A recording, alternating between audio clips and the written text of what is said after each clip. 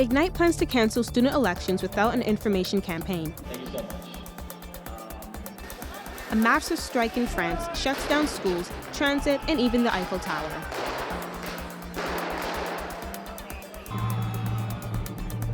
And what says holidays more than the annual celebration to light the Christmas tree at Rockefeller Plaza?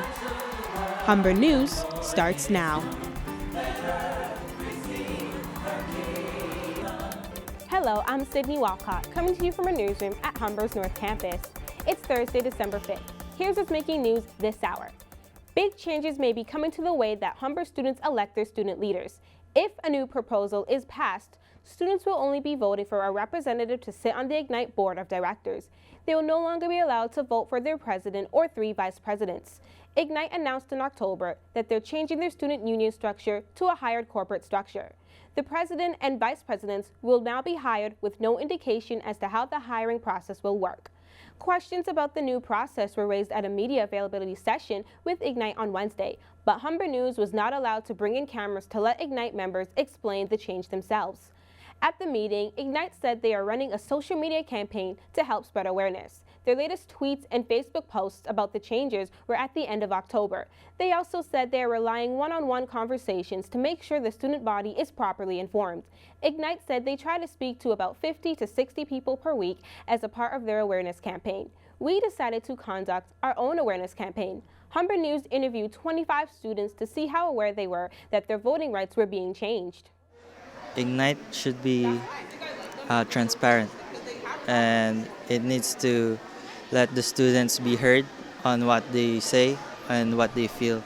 Shocked that they're gonna change it now to like board of trustees or board of director, and I'm happy that I knew it now. Yeah, if we could just please look into things that will help as students. Some of us are here for like 4 years or even longer, so just make it worth a while for us to be here. Only 2 students out of the 25 had an inkling that change is underfoot. A vote on whether to change the Humber College student electoral process will be held on January 22nd. The Liberal government will lay out its priorities for its second term in office in the throne speech today. This gives Prime Minister Justin Trudeau a chance to give a fresh start to his government after they were reduced to a minority after the last election. Governor General Julie Payette will read the speech written by the Prime Minister's office. The speech is expected to highlight Liberal commitments to combat climate change, tax breaks for the middle class, pharmacare, and stricter gun control. The Liberal government will put forward an agenda it hopes will guide them through to the next federal election. The Speaker of the U.S. House of Representatives, Nancy Pelosi, says she is asking House Judiciary Chairman Jerry Nadler to proceed with the articles of impeachment. Pelosi said at a news conference that President Donald Trump leaves the Democrats with no choice but to act. The facts are uncontested. The president abused his power for his own personal political benefit at the expense of our national security by withholding military aid and crucial Oval Office meeting in exchange for an announcement of an investigation into his political rival. The Constitution explains that offenses that could prompt impeachment are treason, bribery, or other high crimes and misdemeanors. The House Judiciary Committee will draft one article of impeachment for each alleged offense, and the House will vote on each article separately. Meanwhile, Trump returned to Washington to face his critics head-on after abruptly leaving the NATO conference. His early exit was sparked by footage of Canadian Prime Minister Justin Trudeau mocking the U.S. president, leaving Trump to call Trudeau two-faced. The PC government is being called out by the Provincial Auditor General, Bonnie Lysyk. In her latest review, Lysyk said the Ford government spent $4 million on anti-carbon tax commercials. The PC government promised to reduce carbon dioxide and greenhouse gas emission by 30% in the next decade. The report states the ministry is not likely to achieve its targets and did not use best practices. Lysyk also found the government's climate control change targets were not supported by sound evidence. The Auditor General made 19 recommendations, including creating a climate change advisory panel. A school shooting in Saskatoon was stopped before any shots were fired. Holy Cross High School is at risk of a school shooting targeting 150 to 200 people. The school and police were notified through a mapped-out plan posted to Snapchat. The image included plans to execute anyone in a highlighted area of the school and was set for December 17th. A 16-year-old boy was taken into custody as a result of the threat and charged with uttering threats. He is set to appear in court on January 2nd. He's been released under a number of conditions, including being prohibited from visiting the school. George Zimmerman is suing Trayvon Martin's parents for $100 million 7 years after fatally shooting the 17-year-old boy. Although Zimmerman admitted to the shooting, he was acquitted of all charges and is now claiming he was framed for Martin's murder. According to the lawsuit, civil rights attorney Men Crump helped to swap key witness Brittany Eugene for her half-sister Rachel Gintel. Allegedly, Gintel posed as Martin's girlfriend, and his parents, the prosecutors, and the authorities went along with it. Crump released a statement on behalf of Martin's parents saying the lawsuit is unfounded and reckless. Many people feel Zimmerman's acquittal was a major miscarriage of justice.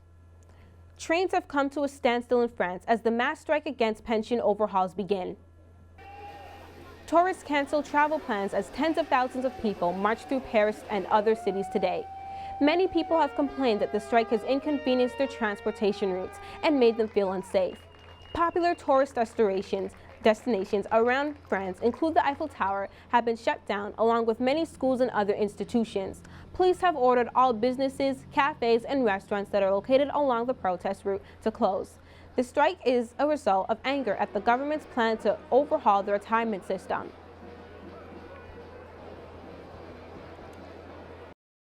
The Supreme Court of Canada will not hear the appeal of ex-Nazi Helmut Oberlander.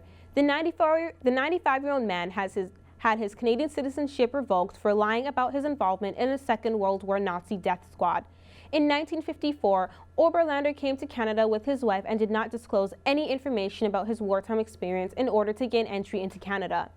It was discovered in 2009 that he was a part of a Nazi squad responsible for killing more than 2 million people and since has denied any participation in the war crimes. This decision from the court makes Oberlander even closer to possible deportation. The Supreme Court has not released any information on its decision not to hear the appeal. The ongoing measles crisis in Samoa has resulted in the shutdown of public services in the Pacific Island nation. The disease has killed 62 people, including young children. Thousands are infected in Samoa as the sometimes deadly measles virus spreads. As a result, the government has announced a national emergency shutdown. This will allow citizens to get vaccinated and avoid the illness. Households that are unvaccinated are marked with red flags. All civil servants are required to help with the vaccination campaign. All mobile clinics arrived at the villages and rural areas to vaccinate people. Fast movements of our teams throughout the villages and throughout the country, as well to ensure that everybody stays at home. UNICEF says more than a quarter of Samoa's population are vaccinated since the campaign. That they are open to being vaccinated. A lot of them have heard the word and are now realizing the importance of being vaccinated. It now appears that the measles is making a comeback in New Zealand. The Director General of Health says the disease is coming from Samoa, making a strange comeback. Despite the government's vaccination efforts, citizens have turned to traditional healers. As fires continue to rage through Australia, Canada is stepping in to help the Australians battle the flames. Crews are continuing to battle as more than 100 fires remain burning across New South Wales.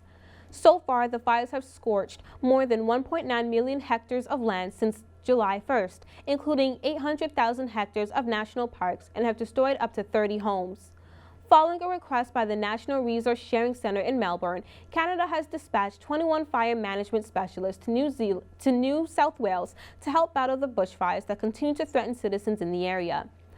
NRC officials say Canada's help in combating these wildfires is vital and how they appreciate Canada's excellent work in efficiently arranging for the requested resources. In some of Canada's worst wildfires in recent history, Australia has frequently sent resources to support Canadian firefighters. Here at home, firefighters responded to an historic barn engulfed in flames. Cell phone video shows the famous Mount Albert barn burning down after holding up for over 150 years. It took multiple trips from the fire department to put out the fire due to wind fueling the pulsing flames. Farm owner Paul Brooks made efforts to extinguish the fire after a power outage occurred at the farmhouse. The barn was used to host parties and events for years, making it a stopping point during the holiday season. No injuries were reported in the fire, but farming tools were lost, with the holiday storage including Brooks' famous pumpkin cannon. Firefighters continue to investigate if power circuits caused the blaze. The farmers market remained open as Brooks tried to work around the rubble. The BC government is inspecting a Vancouver Island fish processing plant after disturbing video emerged. Videographer Tavish Campbell captured blood and fish parts being released directly into the ocean near Campbell River. He also collected samples which turned to be positive for PC retrovirus, or PRV. Everything's the same. Part of me is disappointed, part of me is angry.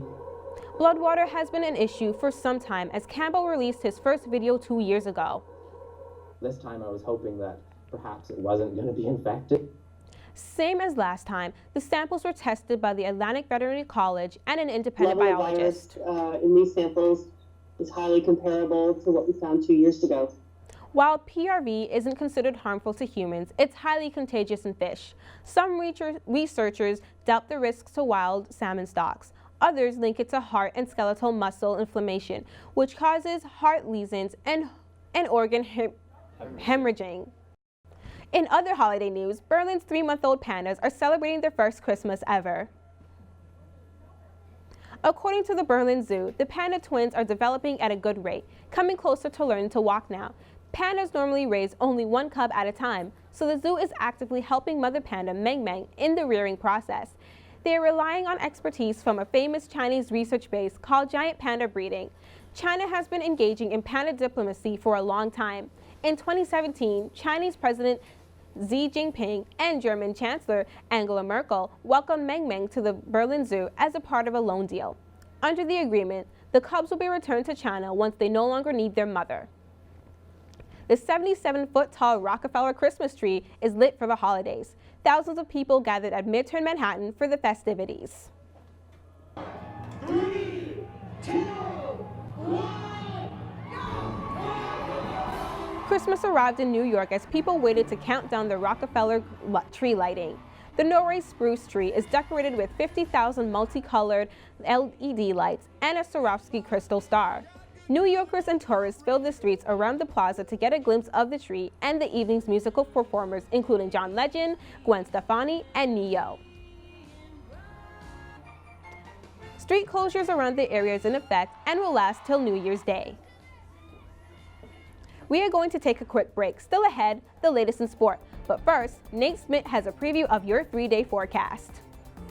Trump says Trudeau is two-faced, well so is the weather. Yesterday saw clear skies, but today is looking gloomy, carrying into the weekend. Get your coffee and donuts like Ford, and brace for the cold. I'll be back with a 3-day forecast after the break.